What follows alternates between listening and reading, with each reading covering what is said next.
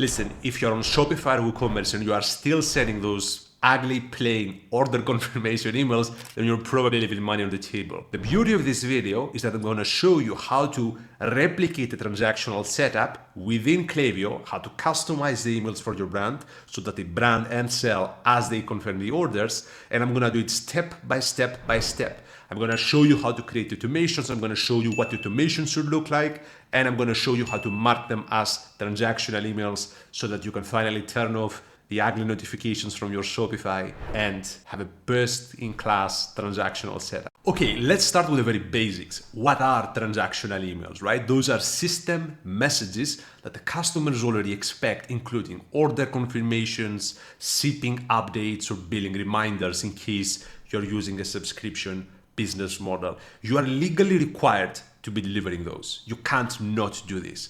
But the issue is that most brands by default are just using the notifications that their platform is already using, like Shopify notifications or the notifications of a subscription platform. And the issue with that is that those templates, they are bare bones minimum, and they have no branding, they have no storytelling, and they for sure have no strategic thinking behind them, which means they will fulfill the legal requirement of letting people know that their order is placed or that they will be billed in 3-4 days, but they won't actually help you build a stronger brand and sell more product, which leaves you with a very big opportunity. Because if you start doing this, then you will immediately create distance between your brand and your competitors.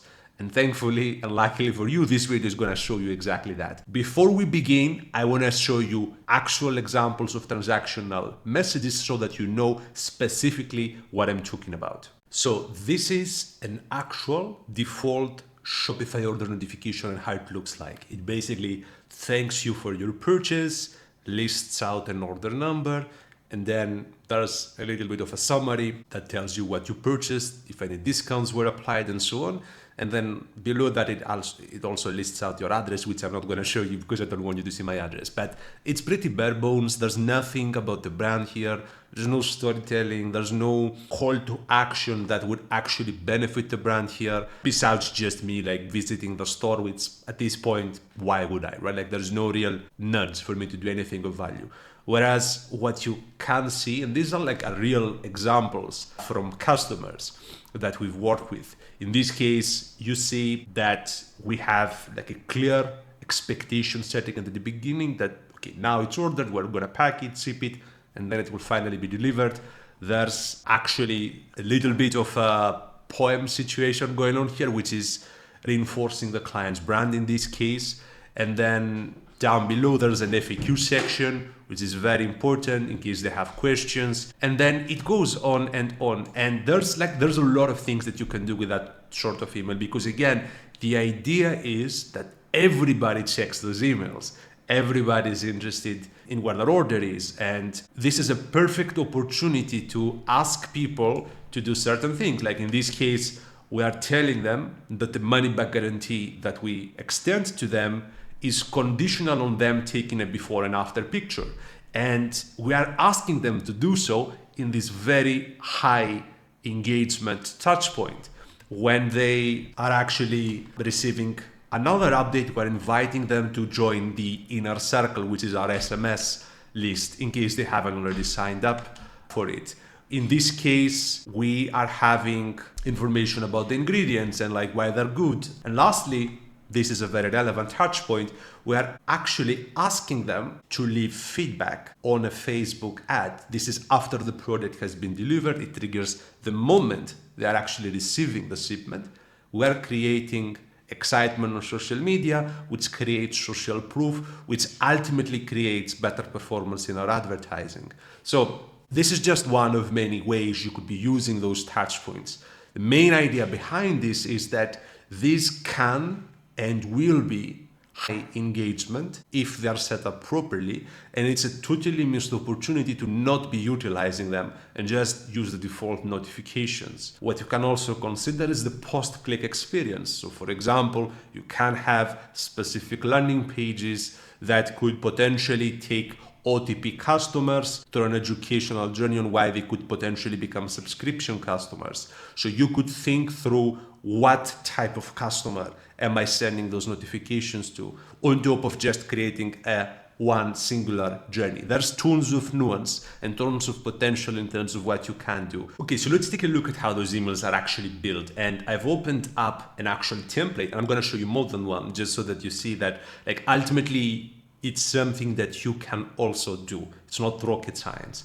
So there is a little bit of a confirmation message at the top that, like, the order is on its way, or whatever it is, like if it's delivered, etc. And then there's the status of the order.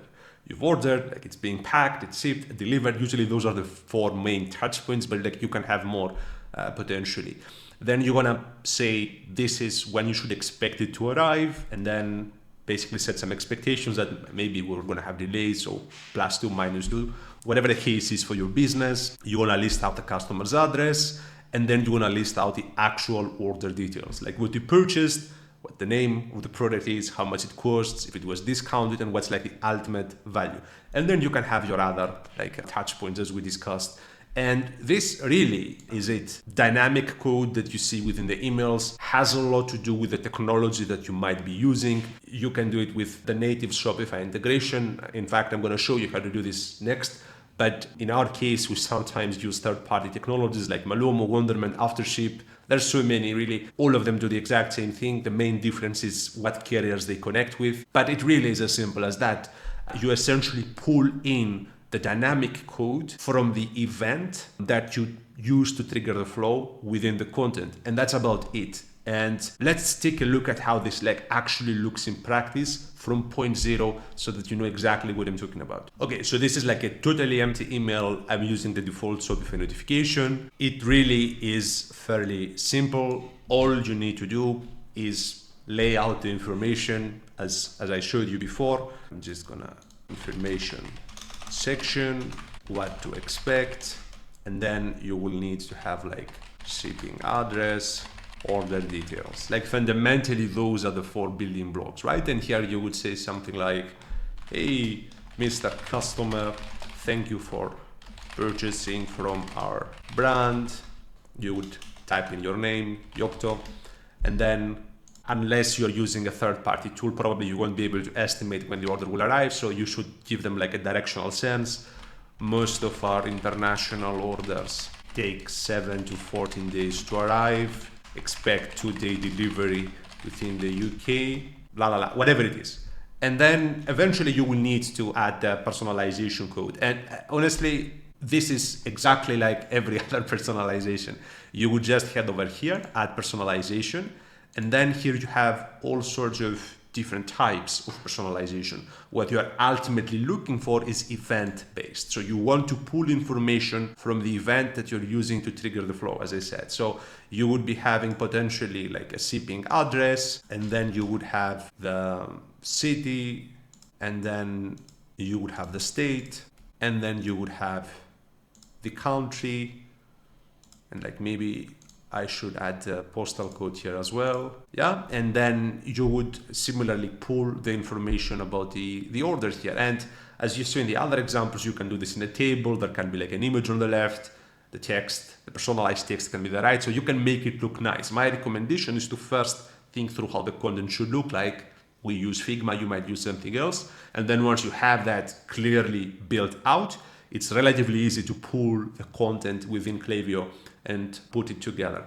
So similarly, you would go here, event, and then you would take the value, like, I don't know, total price, and then you would have like discount, etc. And you can always check if you are setting it up correctly when you preview. So I'm gonna preview this. I'm gonna pause to see that, okay, this is how it dynamically populates. So you see it takes the address and it takes the price, etc. So what you would need is to add the product name also, potentially a picture of the product. And then of course, again, the idea is that you make it look better than the Shopify notification. So don't do it in a simple way as I'm showing you here. Start by building out the content and then bring the content to your Klaviyo account. Okay, let's imagine that you finished building up your content, you've added dynamic code, it looks exactly the way you want it to look.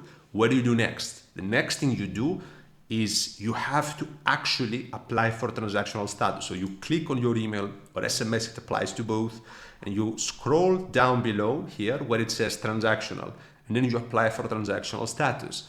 It's going to take a few hours because Klaviyo's team will need to manually review and make sure that the content is actually transactional, but eventually they will approve it, and this means you are done, at least from a Klaviyo perspective. What you need to do next is simply log into your Shopify admin, click on settings in the lower left, and then select notifications, customer notifications, and then you're going to see a list of notification messages that you're sending out by default on Shopify. And then all you need to do is disable the corresponding notification. In case you don't have the access or you can't find a way to disable a particular automation, you can just contact Shopify support and they're gonna do it for you. And then once that's done, that's it. You have transactional emails set up within Klaviyo. The next question you might be having is, what transactional flows should I have on Klaviyo? Okay, yes, order confirmation, but what else? Depending on whether you're on Shopify Plus or Shopify, my recommendation is different. If you're on Shopify Plus, I would recommend you have order confirmations, packed and ready to go notifications, just shipped notifications, out for delivery, delivered, available for pickup, and then of course exceptions like delays, errors, return to senders. All of this would make sense for you. If you are a regular Shopify store that hasn't moved to the Shopify Plus status, I would start a little bit slower. I would have in transit, out for delivery, delivered, available for pickup, and then the exceptions. And on top of the automations that you can have, which of course those matter for the reasons that I explained, I would also encourage you to think through how you could potentially create pages within your website to drive the transactional traffic to. And those could be for customers that are on a subscription or customers that are not on a subscription. It could be for new customers versus returning customers. You could segment this in multiple ways, but the principle is that those are touch points where the customer is extremely receptive and open and engaged with the brand. So it's one of the better moments you have to educate and get them to ultimately consume content and do actions that matter to you as a brand. Hopefully this is inspiring at the very least. If you have questions, please leave your comments below. And please, if you saw even a little bit of value in this video, make sure you subscribe. It really matters to me and it's gonna motivate me to keep going. Thank you for watching and I hope I see you on the next video.